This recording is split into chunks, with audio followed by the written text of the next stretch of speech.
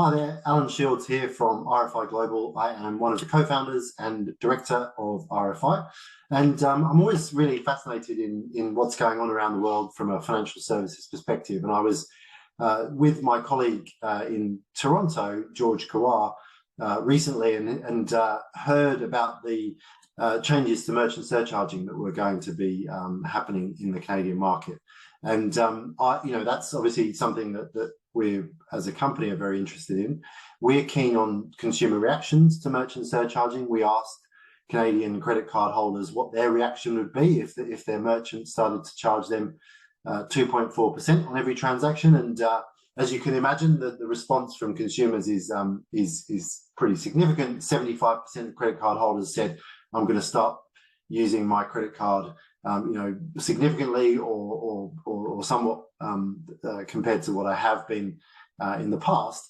And our job as storytellers and as data and insights professionals is to understand what's the reality. Are consumers going to stop using their credit cards to that extent, or is there some middle ground?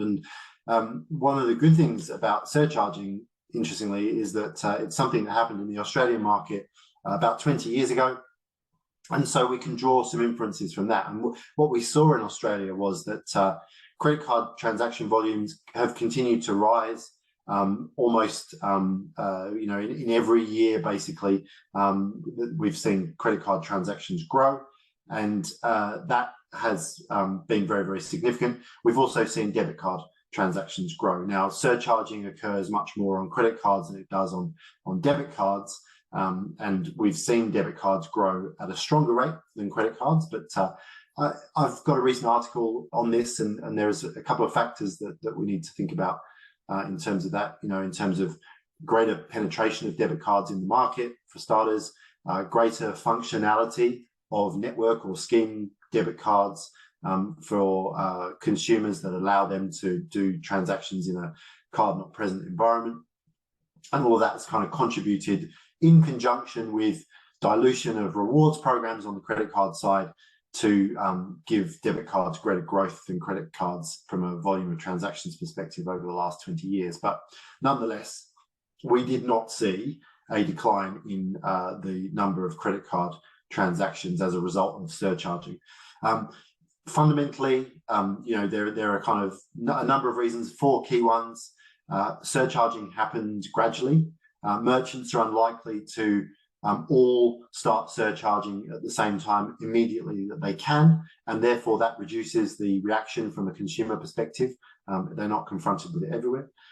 Second is the alternative is not always palatable. If you're at point of sale, online or physically, and you're presented with a surcharge, the alternative is walking away from that, finding an alternative, changing the payment mechanism that you were going to use, going and getting some cash to circumnavigate the surcharge, and that just, for many consumers, is just not a very attractive option. Sometimes the alternative isn't an option. People that pay for things with credit cards often need to pay for things with credit cards, even if their intention is not to revolve the balance. They need the temporary borrowing facility, and therefore choice is not necessarily a factor. And lastly, people will pay for convenience. We don't like to admit it, but ultimately, if you know that a merchant is going to surcharge you, some people would rather go to that merchant than physically go and find, or digitally go and find, an alternative merchant. We have a choice: pay the surcharge, enjoy the benefits offered by credit cards, or don't, and use an alternative mechanism. If you'd like to find out more, there's a link to my article above.